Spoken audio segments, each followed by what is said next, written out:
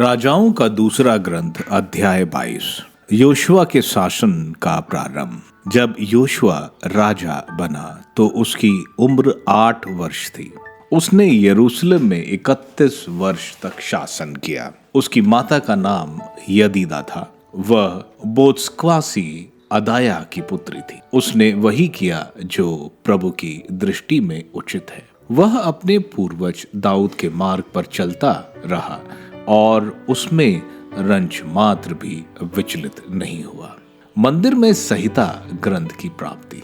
राजा योशिया के शासन के 18वें वर्ष राजा ने असल्याह के पुत्र और मशुल्लाम के पौत्र सचिव शाफान को यह आज्ञा देकर प्रभु के मंदिर में भेजा, प्रधान याजक हिलिकिया के पास जाओ और कहो कि वह प्रभु के मंदिर में लाए और द्वारपालों द्वारा एकत्रित किए हुए द्रव्य का हिसाब कर ले। वह प्रभु के मंदिर में हो रहे काम का निरीक्षण करने वाले कर्मचारियों को दिया जाए, जिससे वे उससे प्रभु के मंदिर की मरम्मत करने वाले मजदूरों, बढ़इयों, कारीगरों, मिस्त्रियों को वेतन चुकाएं। वे उससे मंदिर की मरम्मत के लिए लकड़ी और गड़े पत्थर खरीद ले। वह द्रव्य जिनके सुपुर्द किया गया है उन लोगों से कोई हिसाब ना लिया जाए, क्योंकि वे लोग अपना काम ईमानदारी से कर रहे हैं। प्रधान याजक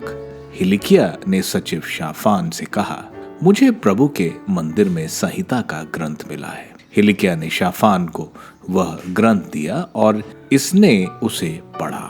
इसके बाद सचिव शाफान ने राजा के पास जाकर कहा, आपके सेवकों ने प्रभु के मंदिर की चांदी गलाकर उसकी उन कारीगरों को दिया जो प्रभु के मंदिर में हो रहे काम का निरीक्षण करते हैं। सचिव शाफान ने राजा से यह भी कहा कि याजक हिलिकिया ने मुझे एक ग्रंथ दिया है। शाफान ने उसे राजा को पढ़कर सुनाया। जब राजा ने सुना कि संहिता के ग्रंथ में क्या लिखा है तो उसने अपने वस्त्र फाड़कर याजक हिलिकिया, शाफन के पुत्र कहीकाम, मिकाया के पुत्र अकबोर, सचिव शाफान और अपने दरबारी असाया को यह आदेश दिया, तुम लोग जाओ, जो ग्रंथ हमें मिल गया है उसके विषय में मेरी जनता और समस्त यूदा की ओर से प्रभु से परामर्श करो। हमारे पुरखों ने उस ग्रंथ की आज्ञाओं का पालन नहीं किया और उससे जो कुछ लिखा है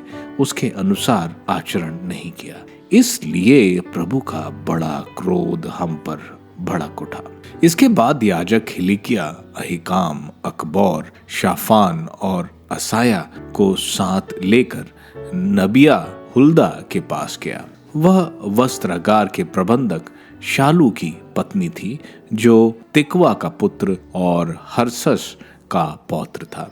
उस समय वह यरूशलेम के नए मोहल्ले में रहती थी। उसने उनके पूछने पर उन्हें यह उत्तर दिया, प्रभु इज़राइल के ईश्वर का कहना है, तुम उस मनुष्य से जिसने तुम्हें मेरे यहाँ भेजा है कहो, प्रभु का यह कहना है, देखो मैं इस स्थान पर और इसके निवासियों पर उस ग्रंथ के उन सब वचनों के अनुसार जिन्हें यूदा के राजाओं ने पढ़ा है विपत्तियां ढाऊंगा, क्योंकि उन लोगों ने मेरा परित्याग किया, अन्य देवताओं को धूप चढ़ाई और अपने हाथ की बनाई हुई देव मूर्तियों द्वारा मेरा क्रोध प्रज्वलित किया। मेरे क्रोध की अग्नि इस स्थान पर भड़क उठेगी और वह नहीं बुझेगी। यूदा के राजा से जिसने तुम्हें प्रभु से पूछने के लिए यहाँ भेजा है यह कहो, प्रभु इज़राइल के ईश्वर का कहना है, तुमने जो बातें सुनी है उनके विषय में वह कहता है, जब